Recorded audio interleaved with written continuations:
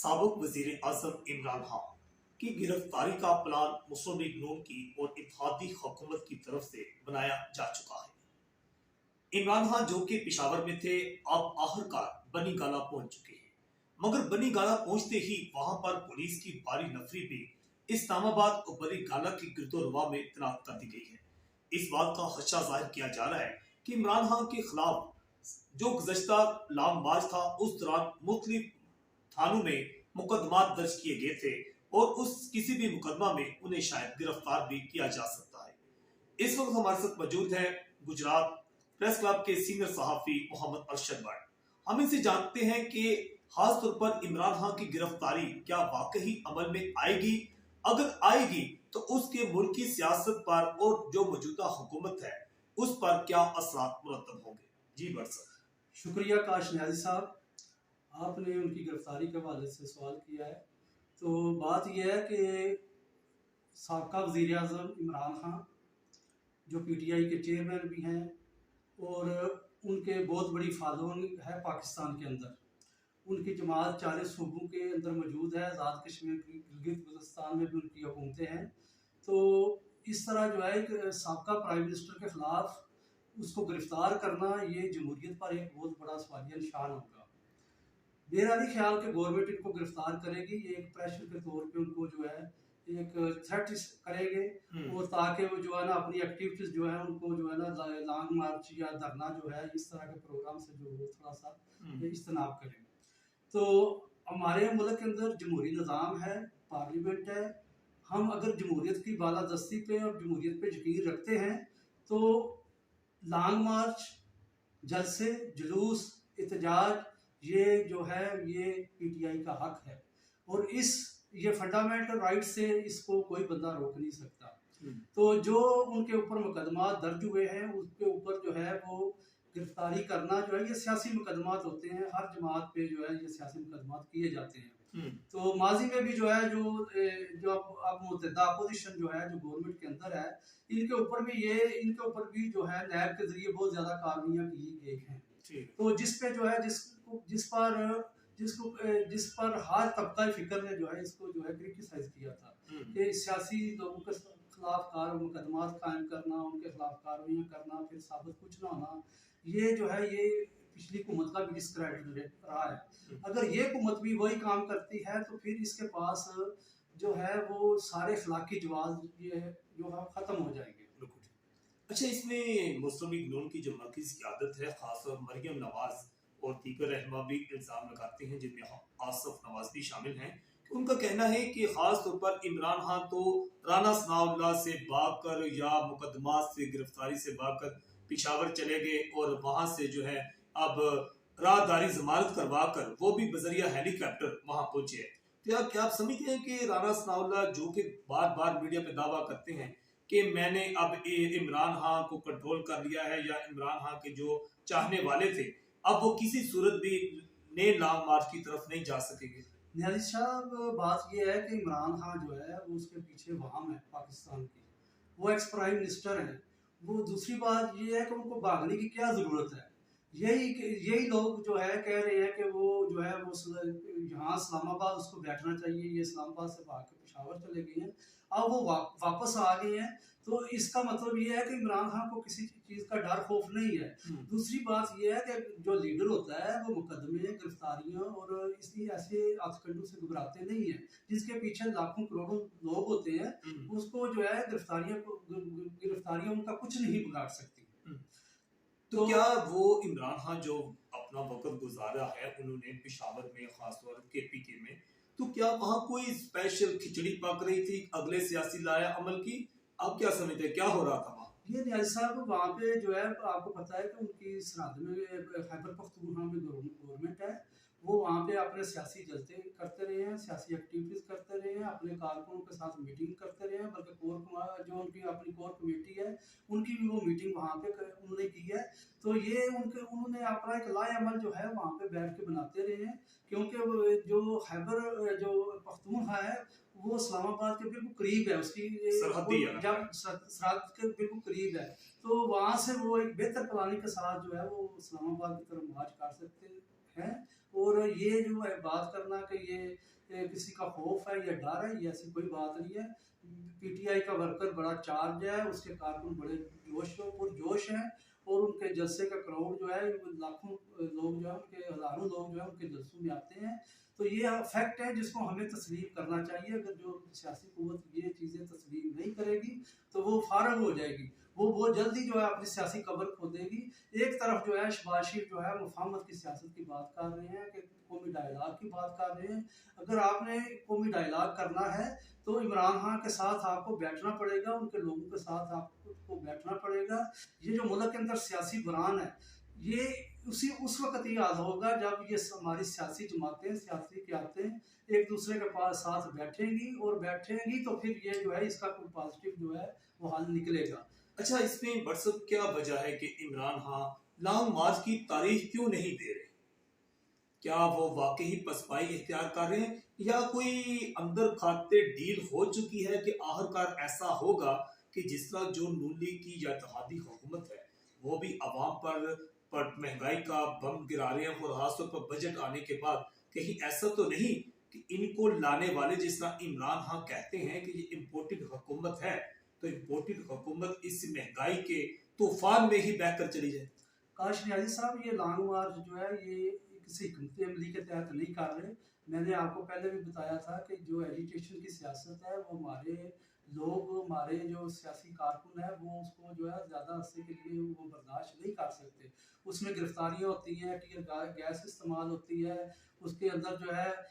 पथराव होता है, और कुछ वो कोई बड़ा वसानिया भी हो सकता है। तो ये जो है आप वो क्यों नहीं कर रहे लान, इसकी वजह ये है कि क्योंकि आइंदा आगे बजट आने वाला है, तो वो समझते हैं कि बजट इतना सख्त होगा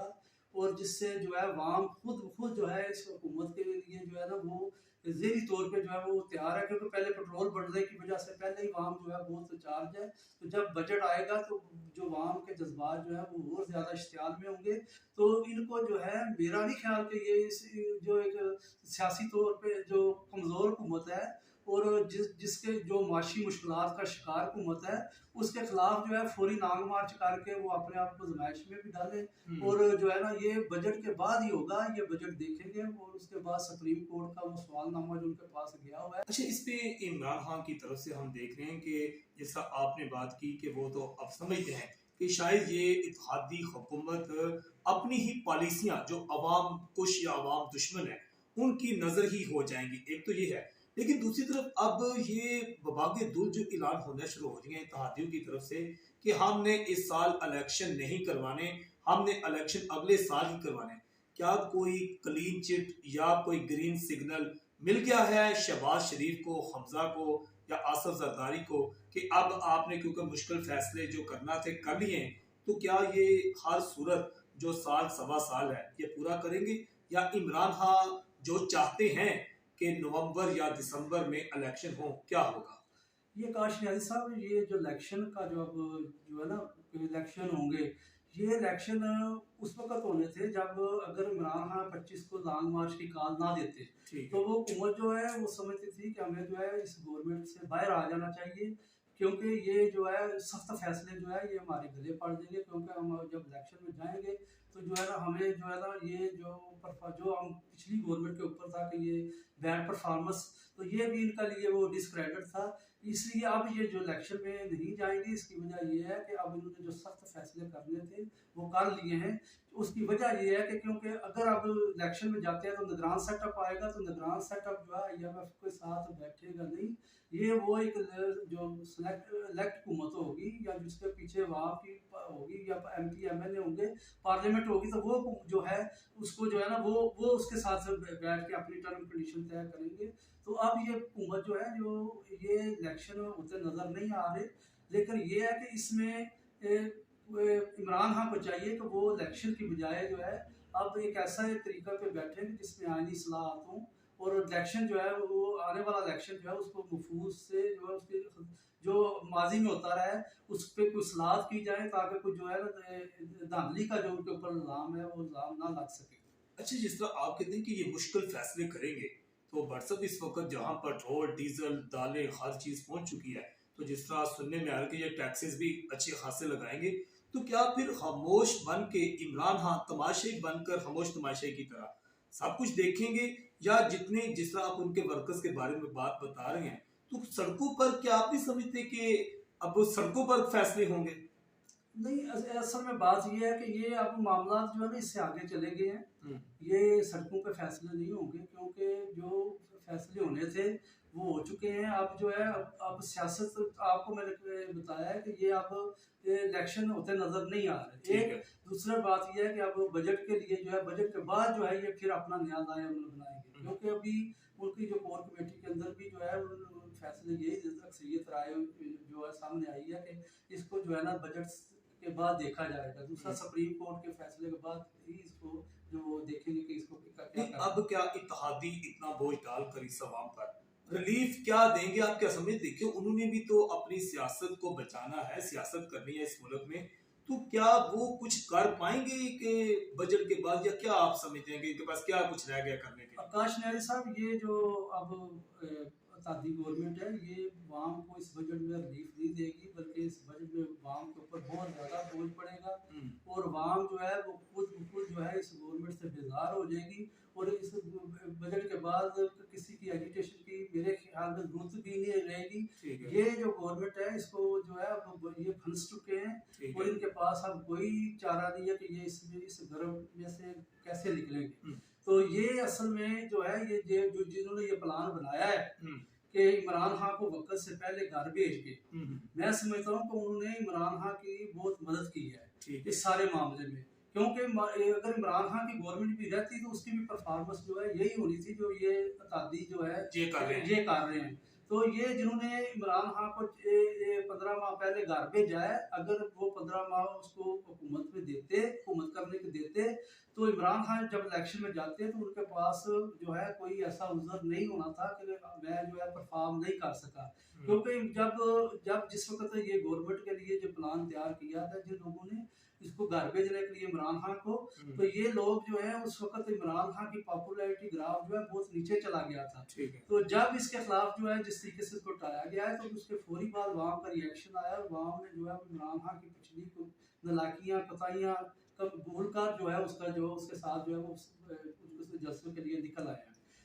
जी नाज़रीन, जिस तरह मोहम्मद अरशद भट्ट हमें बता रहे थे कि इमरान खान ने बड़ी डिफरेंट हैरानकुन बात की है कि इमरान खान को 15 माह कबल भेजने वालों ने इमरान खान की मदद की है। और ये वाकई बात सोचने वाली है कि अगर इमरान खान को भी 15 माह मिलते तो यकीनन जहां महंगाई का ये तूफान मचा हुआ है और जिस तरह हालात जा रहे हैं, तो वो तो आज जो मुस्लिम लीग नून और इत्तेहादी को भुगतना पड़ रहा है अवाम का गैज़ो गजब, तो वो फिर इमरान खान को भुगतना पड़ता। मगर उसके साथ साथ इमरान खान की तरफ से जो हिकमत अमली रही, जो हथ लहराया गया, उसके बाद उनकी जान को खतरा और इसके बाद और कई ऑप्शन सामने लाए गए, तो यकीनन इस बात से इनकार नहीं किया जा सकता कि इमरान खान और पीटीआई के वोट बैंक में इजाफा हुआ है। कि ऐसा लगता है कि आइंदा जब भी इलेक्शन होंगे, वक्त से पहले हो या अपने मुकर्रर वक्त पर, तो इमरान खान का ही असल में मुकाबला जो है वो मुस्लिम लीग नून और पीपल्स पार्टी से ही होगा। और पीपल्स पार्टी और नून की तरफ से ये ऐलान भी अब किया जा चुका है कि अगले 10 साल तक हमारा इत्तेहाद होगा। अब देखते हैं कि जिस तरह मोहम्मद अरशद भट्ट साहब ने हमें बताया कि इमरान खान की पॉपुलैरिटी और मकबूलियत में बेपनाह इजाफा हो चुका है और ये नून लीग की हुकूमत बजट के बाद बहुत ज्यादा मुश्किलात का शिकार हो जाएगी। भाई साहब, आकाश से मैं हूं आकाश न्याज।